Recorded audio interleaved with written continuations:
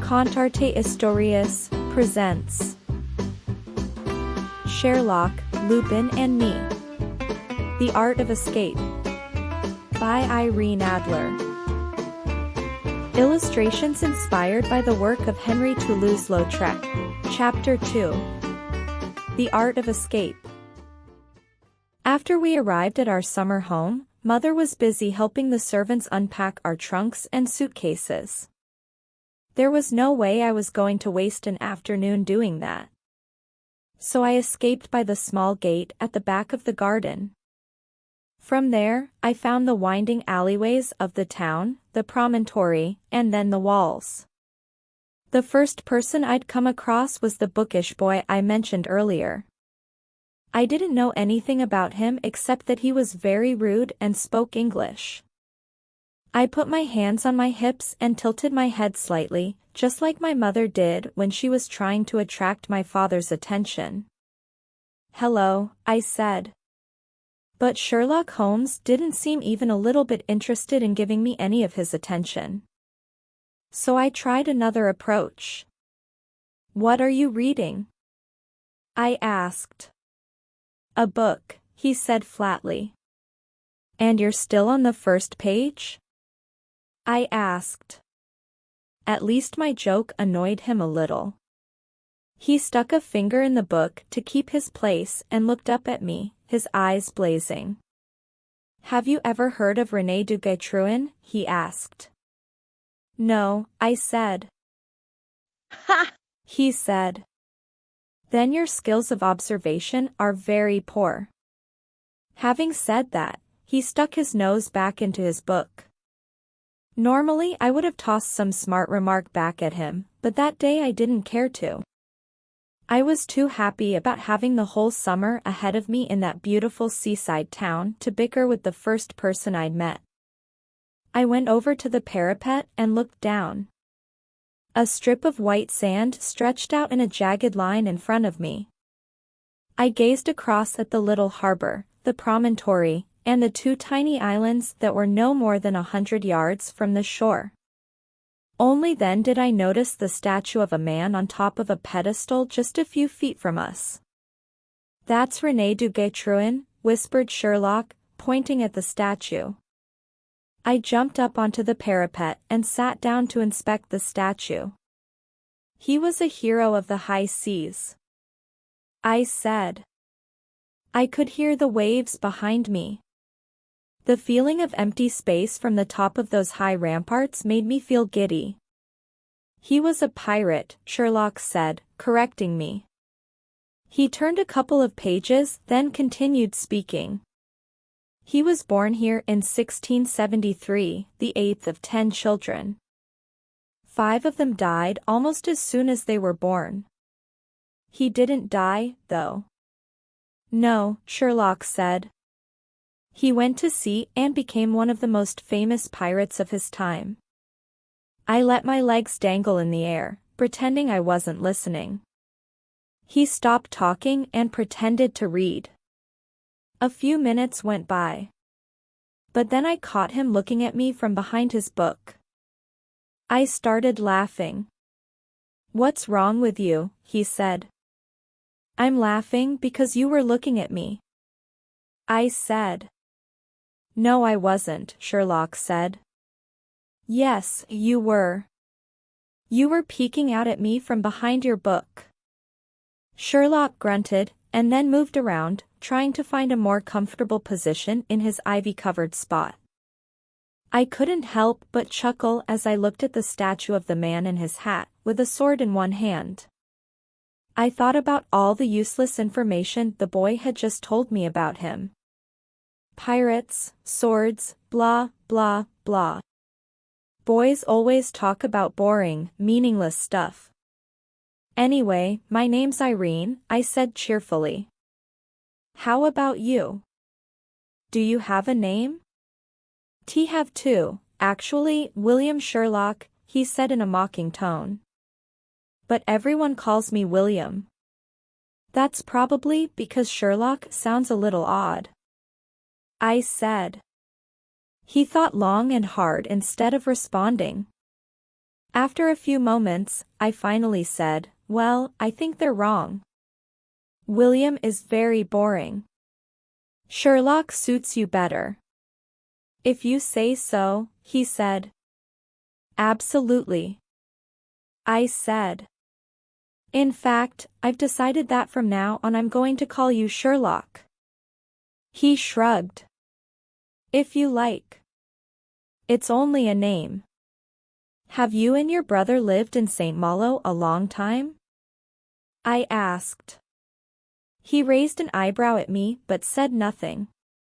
I smiled. "You said that my skills of observation were very poor earlier," I said, pointing to the statue. "Maybe you're right. But I do know that you're not French, because we're talking in English and your accent is too good for you to have learned it at school. Also, you're not dressed like someone on vacation at the seaside, which probably means you live here.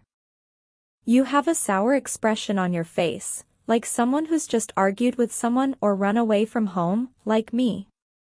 And when you told me that 5 of the pirates' brothers had died, your eyes lit up, so I deduced that you've just had a fight with your own brother." I took a deep breath. "So, how close did I get?" Sherlock's eyes were full of honest surprise, an expression that was very different from the cold but brilliant sneer that everyone came to know him by many years later when he grew up to be the greatest detective in the world. He closed his book. I smiled to myself. Apparently, I'd finally gotten his attention. "You speak English, but you're not English," he said. "I'm American," I said, ruining the guessing game. "But you live in Paris." "Yes, I do." But I wondered how he'd f. "And do I have any sisters?" I asked. Sherlock thought for a moment, then shook his head. "No." "Brothers?" I asked. "I've been thinking about that," Sherlock said. "From the way you spoke to me, I'd say so. An older brother, probably." "Wrong, Sherlock," I said. "You're an only child, then," he said. "Yes," I said, swinging my legs. "You're very good. You almost guessed everything, except for my parents, since only my mother is here." "I'm so sorry for your loss," Sherlock said quickly. "T didn't mean to." "Hold your horses," I said. "My father's fine. It's just that he didn't come on vacation with us because he had to work. He works with trains and railways. But he was the one who chose this place. The 3 of us came here today, me, my mother, and Mr. Nelson." I noticed the shadow that passed over Sherlock's face when I was talking about my father. I didn't realize it then, but his father had died 8 years earlier. "What are you reading?" I asked. He checked the cover as if he'd forgotten. "A General History of the Pirates, by Captain Charles Johnson." "Is it interesting?" "Oh, yes," he said. "Very." "And you'd like to be one?" I asked. "Like to be one what?" "A pirate." Sherlock chuckled before answering. Quite frankly, it had never occurred to me. "I'd like to be one," I said. "And I'd be a good pirate." "Or is that piratus?" "I don't think there's such a word as piratus," he said. "There haven't been enough female pirates." "That's too bad," I said. "I'd be an excellent pirate. I'd give orders to everyone and have an island all to myself. Batten down the hatches. Hoist that mizzen. Ahoy, me hearties." Sherlock smirked. Then I heard Mr. Nelson calling my name. He was some way off and his voice echoed from down among the alleyways. He kept repeating it. "Miss Adler." Miss Adler, he called. How embarrassing. I thought. What a delightful way to be introduced to someone new. My new friend was looking at me, studying my reactions. I jumped down off the wall, looked at the harbor, the sea, and one of the little islands near the promontory. For a second I imagined it was a treasure island, complete with a galleon with a Jolly Roger waving in the wind. I have to escape, Sherlock, I said.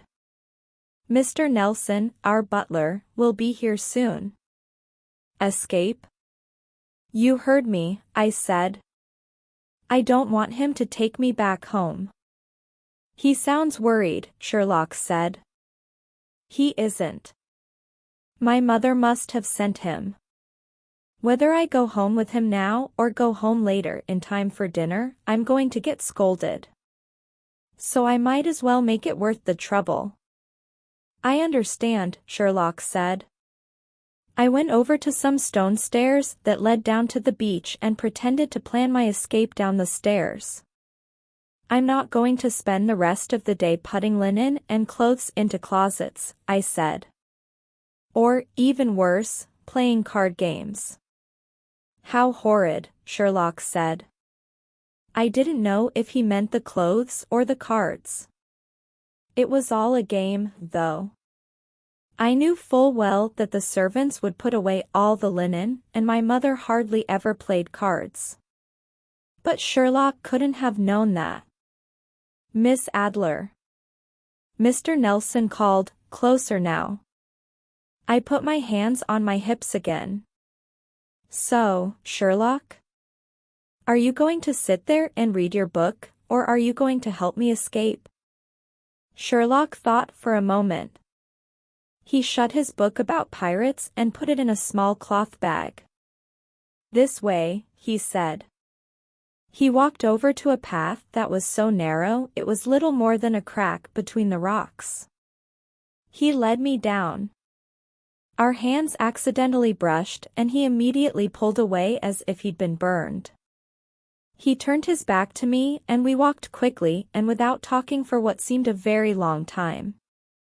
When we got to the bottom of the walls, we began to follow them toward the harbor.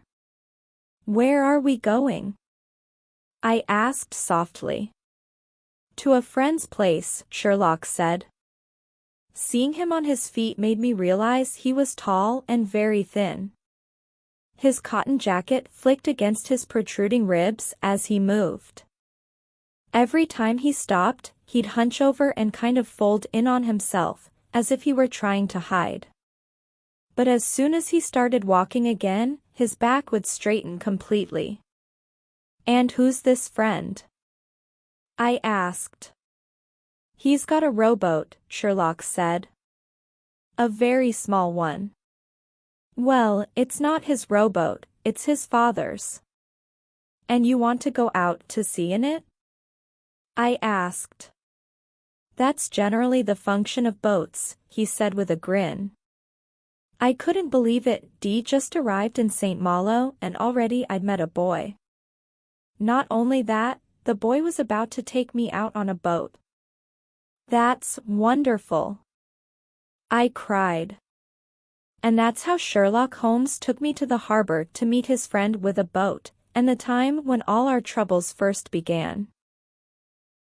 What did you think of this Sherlock, Lupin and Irene Adler audiobook?